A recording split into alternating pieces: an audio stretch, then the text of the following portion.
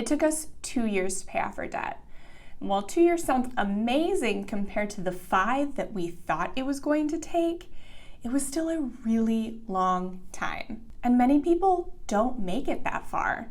So if you anticipate your debt payoff is going to take 2 or more years to accomplish, I've got some tips for you to sustain that journey and do it faster. Hey there, my name is Jen. I am the creator of Modern Frugality, and my husband and I paid off $78,000 in 23 months. So essentially 2 years. But like I said in the intro, when we started, we thought it was going to take 5 years. And I was super reluctant to start at all because I didn't want to spend 5 whole years living under a rock, as I put it, and not enjoying life just to achieve this goal that I didn't even think was possible. And I know that I'm not alone in feeling that weight and that burden of how long it takes to pay off debt. Nobody talks about how to sustain a really long debt payoff journey. We talk about all the small things like how to increase your income and how to save $2 or $3 here and there, but sometimes you can do all the right things and still not get there because you don't have the strategies and the techniques to maintain the process to achieve a really long goal. So I'm going to share some of the strategies that we used that I didn't even know we were using until later to sustain our 2-year debt payoff journey. And before I get started, definitely stop by modernfrugality.com/financial-workbook to get my free financial wellness workbook. It's going to help you put every crumb of your financial cookie out on the table. It's absolutely free, and it will help you realize how long it's going to take you to pay off debt, see where some of your inefficiencies are, and see where you can clean that up and maybe do it sooner. And then you can come back and figure out how to sustain that still really long journey that it might be. I'm going to talk about 3 things today, but they all stem from this first one, and it's motivation. Yeah, it's hard to stay motivated on your debt-free journey. Nobody is surprised by that.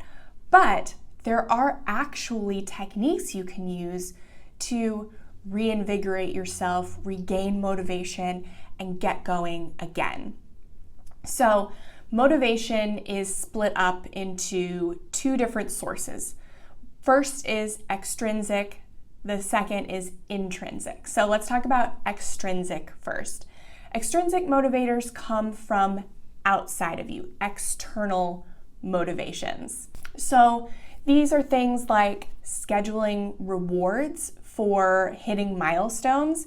If you caught my last video on creating a debt payoff plan, I went through how important it is to have these different milestones that you can accomplish every month or 2 when you're first getting started, and then when you're in it deeper, every 2 to 4 months. But how important it is to create these milestones if they're not created for you by, naturally how your loans are set up, how small or big they are. Then to create these milestones that you can celebrate every 2 to 4 months. It's important and it's non-negotiable that you schedule in things that celebrate your accomplishments. We're really good at keeping track of the things that set us back, our inadequacies, maybe how much slower we're going than other people, but we are not good at tracking how well we're doing. So making lists of the things that you want to change and keeping track of your progress towards changing them, especially with these milestones, it's going to be really key to getting those external motivators. Second is intrinsic. So this is the motivation that just bubbles up from within you and causes you to act. So a lot of people say finding your why is a really good intrinsic motivator. It makes you want to act better. To me, that's a weak motivator just from my experience. I knew exactly why I wanted to pay off debt, but it was so far in the future that it wasn't a powerful enough intrinsic motivator. So try to find motivators that have more immediate response. So for me, I chose to help people. I got a year into our debt payoff and I was feeling really, really discouraged and hopeless that we still had a year to go. And so I decided to start this little blog and try to write about the things that I had learned in the past year that I didn't know before, that I'm sure there were other people in the same boat as me and they could learn it from me. And several years later, that has turned into literally my full-time job. So I'm not saying like you have to become a full-time personal finance talker, but helping others can be a really great intrinsic motivator for you to keep going. Second is to build better habits. So when our brains get really tired, we resort back, we fall on our habits. And sometimes those are bad habits. They're not all bad, but you can control your habits and you can create better ones to replace the habits that you don't want to have. But first, you need to identify your habits. So you need to identify the bad ones you want to get rid of and the good ones that you want to replace them with. And so you can do that by changing up your routine. So I love to use no spend challenges to do that. You can do it in as little as a week, or you can go a full month. You can get a lot of good information about your habits in literally just the first few days of a no spend challenge. So do something that shakes up your routine so that you're more aware of the habits your brain is falling into. And then write down the good habits that you want to develop that will get you closer to debt freedom, as well as the bad habits that are slowing down your progress. And figure out which ones relate closest so that you can replace the bad ones with the good ones. Our brains are kind of like a bowl of water, and I don't know if this is a good analogy, but you can't just take something out of the bowl and the bowl just like sits there. You have to put something back. Maybe I think it's like an equilibrium. I don't know.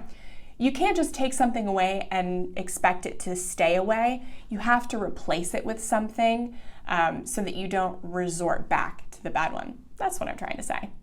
If you are interested in habits, I highly recommend James Clear's book, Atomic Habits. Highly recommend to anybody on a long-term debt payoff journey. You will get a lot of insight and it'll be very helpful. The last thing that I will talk about, maybe the most important, it's accountability. As humans, our primary functioning and desire is to be in community. We want to find a place where we fit in, that we can feel safe and comfortable.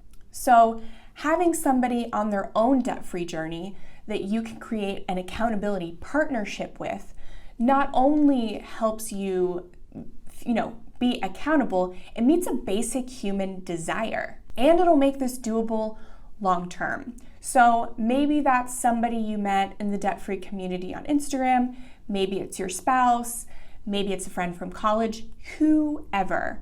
You need to have some kind of accountability because it is a powerful, powerful tool, and it's an extrinsic motivator. I don't know if you caught that, but habits can be intrinsic motivators. When you are making small changes in your habits and you get those quick wins, that is an internal motivator. And then with an accountability partner, when you have somebody outside of you holding you accountable, that's an external motivator. So a lot of these extend into motivation, but they're also very important for other reasons. Those are the three, what I think are the best kept secrets in the debt payoff world. If you have been going through a debt payoff journey and you are discouraged, I hope you will take some of these tips for reinvigorating your motivation, even if it feels uncomfortable, because sometimes the things that feel uncomfortable are the things that are best for us. So step outside of that comfort zone and do something that's really going to challenge you to go further with your debt payoff. And again, Don't forget to grab that free financial wellness workbook. I have the link in the description. And check out these other videos. My entire purpose and goal here is to help you maintain your debt payoff journey and get it done faster. So you can find more of those videos over here and on the rest of the channel. And I hope to see you next week. Bye.